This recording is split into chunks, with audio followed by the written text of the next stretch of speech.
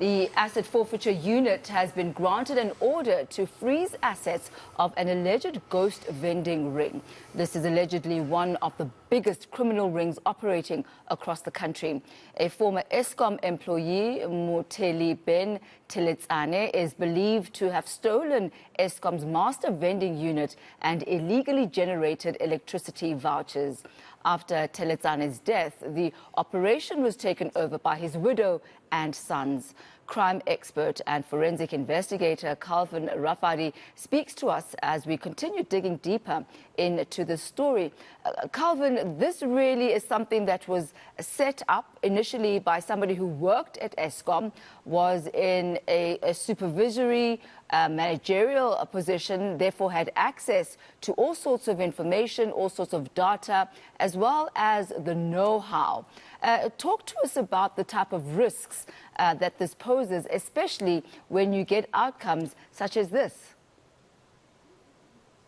Good morning, Tammy, and good morning to your eNCA viewers. Yeah, no, this was really a serious mastermind, and we welcome the NPA decision and by them taking a bold step and Asset Forfeiture Unit in collaboration with the Hawks to root out this particular element of crime. But the person that we are talking about, obviously he has passed on, Mr. Ben Teletsane, the street name known as Mr. Mazenyo or Mdala. Now, the problem is that we are sitting with is that this particular gentleman, he used to work at Eskom and in Polokong in the Val area.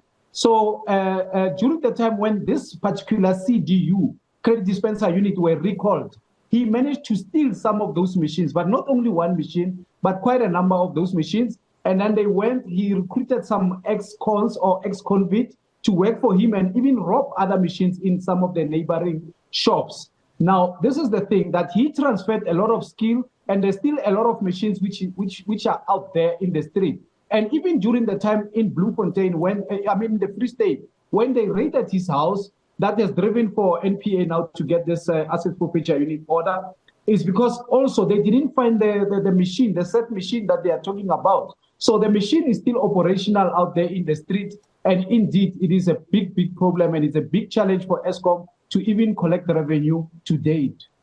And I wonder about the logistics of how this would work. For example, these machines, these CDUs, are out there, they're in the market, and what they do, according to my understanding, is that they generate prepaid electricity vouchers.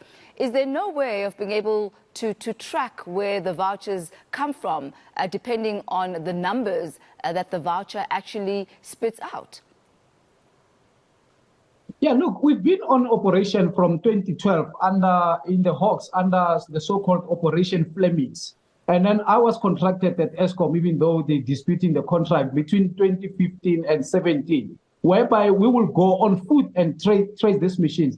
The reason why it's difficult to trace this particular machine is because they don't use any network or some form of Wi-Fi and internet. So they are offline. So what they do is, even though you can arrest somebody with just a receipt, you'll get what we call a supply group code number at the bottom of that receipt. So you can actually see from the format that is being generated from the machine that were recalled, which is obviously this so-called ghost vending machines. But to trace the actual source or the actual machine, it becomes very difficult. And these criminals, they are so brazen, and they've got a way that even when they do the printing of every household or their customers, by the way, when they dispatch, now they dismantle this particular machine. The other one goes home with a security module, the other one with a screen, the other one with a full component, which is a DOS program, Windows 7. So those are all very old machines. It's difficult for anybody to trace them, but you must actually go on covert and infiltrate the actual syndicate to know their modus operandi and apprehend these machines. Is there an understanding or an estimation of the actual number of machines that are out there in the market? Yeah, like I said, the Eskom doesn't actually have an account. They don't know how many machines are out there. They only knew about the 8 machines that Mr. Ben Teletsane, when he was employed in Eskom, that he stole. But the thing is, like I said, this Ben Teletsane, he recruited some of the ex-cons and also part of his family. So because these machines were recalled at the time, when they introduced new vending machines, the online vending machines. So they even robbed as far as, your OK Bazaar, 7-Eleven shops, and the spazas around. So there are a number of machines that are out there. But here's the thing now. I saw on their statement, they say they managed to find a master machine, a ghost vending master machine. There is no ghost vending master machine. There is what we call an international. So how you can actually determine that on some of these illegal receipts, they start with a format of either 1,000 or 800 or 400. The master machine, we call them the 212s. Now, what happened, even today as we speak, there are other employees that take electricity off by memory stick from the master machine, which is the mainframe from Eskom customer care. It sounds like a very intricate crime and one that's going to be very hard to put an end to, because, as you say, they have no idea where these machines are, how many there are, and you can't trace them because they're not connected to any sort of network. But take us a bit back as to how this particular crime and this family syndicate actually came to the attention of the authorities. What is it that gave them away? Yeah, I guess, like I said, the street name of this guy, he was highly worshipped and romanticized as a criminal as he was, Mr. Benteletsane. So he pulled a lot of attraction because of his assets at the time, and he was well known that even his family members or people that are close to him, but the ex-cons, because that particular industry is a very dangerous industry. A lot of people have been poisoned, a lot of people have been killed.